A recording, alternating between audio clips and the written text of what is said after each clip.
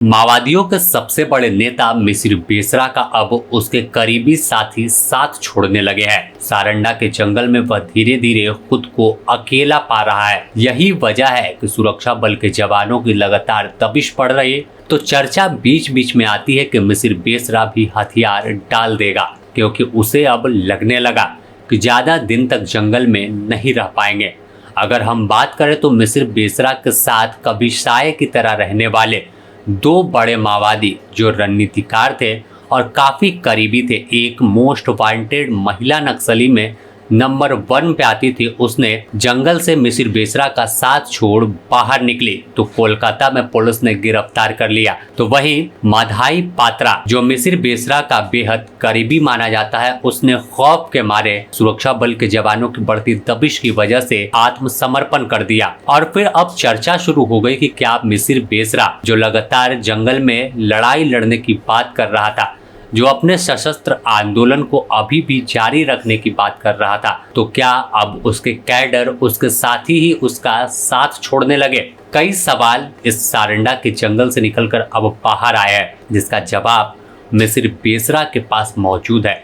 लेकिन मिसिर बेसरा कब आत्मसमर्पण करता है और एक एक कर तमाम उन सवालों का जवाब देगा कि आखिर तमाम बड़े नक्सली छत्तीसगढ़ में हथियार डाल चुके हैं, झारखंड में कई सेंट्रल कमेटी के सदस्य मारे गए हैं, इसके बावजूद आखिर मिसिर बेसरा अब तक हथियार लेकर क्यों डटा हुआ है? आखिर बलीबा के जंगल में ऐसा कौन सा वह सुरंग है, कौन सा बंकर है जहां मिसिर बेसरा अपने आप को सुरक्षित महसूस कर रहा है? इस पूरे जंगल में बताया जाता है कि 45 से कम माओवादियों की संख्या है, जिनकी तलाश में 2000 से अधिक सुरक्षा बल के जवान लगे हैं। लगातार ऑपरेशन हो रहा है। ऑपरेशन में कई बड़े माओवादी मारे गए तो कई रणनीतिकार कभी ढेर होता है।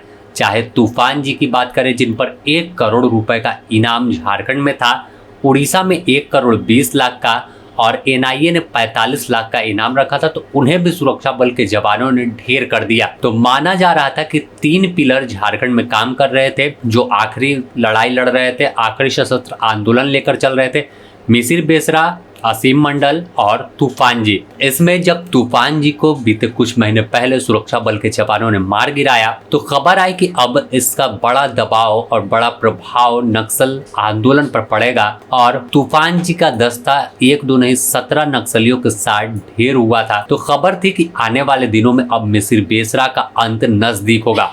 या तो वह हथियार छोड़कर मुख्यधारा में आएगा या फिर सुरक्षा बल के जवान उसे सीधा अब टारगेट करेंगे। इस एनकाउंटर के बाद कई बार सीआरपीएफ के डीजी खुद सारंडा के जंगल पहुंचे और साफ तौर पर अपील आखिरी बार की कि आत्मसमर्पण कर दे और नई शुरुआत करे।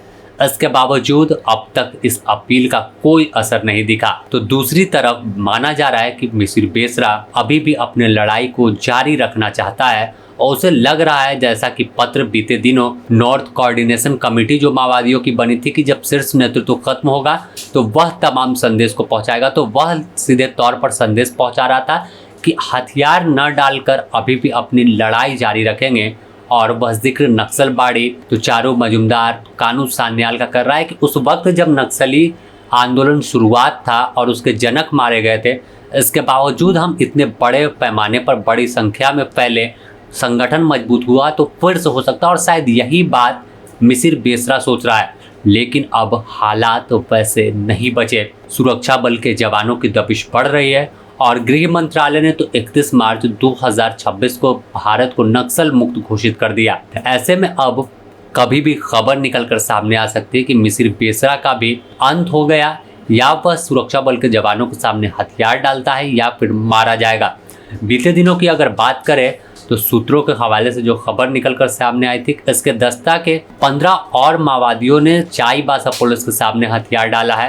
हालांकि इसे अभी तक पुष्टि नहीं किया गया कि कौन से वह माओवादी हैं, लेकिन बताया जा रहा था कि सब जोनल कमांडर से लेकर जोनल कमांडर और कई बड़े माओवादी जिनके जिम्मे में कई एरिया की जिम्मेवारी थी, वह सरेंडर कर मुख्य धारा में लौट गए हैं। ऐसे में अब इंतजार सभी को मिसिर बेसरा पर है। अब इसके हम बेला की ही बात कर ले।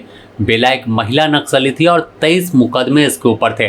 15 लाख का पुलिस ने इनाम रखा था और बताया जाता है कि बंगाल के उत्तर काशीपुर थाने क्षेत्र से कार्रवाई कर इसका गिरफ्तारी की गई है। इसके अलावा और जो माओवादी है वो सीधे तौर पर अब जंगल छोड़कर बाहर निकल रहे हैं। तो आने वाले दिनों में बड़ा खुलासा सारंडा में भी हो सकता है और बाहर भी कई माओवादी सरेंडर कर सकते हैं, जैसे छत्तीसगढ़, तेलंगाना, आंध्र प्रदेश, उड़ीसा इलाके में खबर आ सकती है कि बड़े माओवादी नेता हथियार डालकर मुख्य धारा में लौट रहे हैं, क्योंकि यह तमाम चीजें इशारा कर रही कि अब नक्सली कमजोर हो गए। 53 में पुलिस का दावा था कि 53 नक्सली बचे, उसमें से 15 चर्चा है, जो जानकारी है कि सच्चाई बासा में सरेंडर कर चुके हैं। इसके अलावा मधाई पात्रा कोलकाता में आत्मसमर्पण कर दिया। तो सीधे तौर पर अब संगठन उस लड़ाई के लिए नहीं बचा, उस स्थिति में नहीं है कि आगे वह और लड़ाई लड़े या हथियार से सुरक्षा बल के जवानों का सामना कर सके।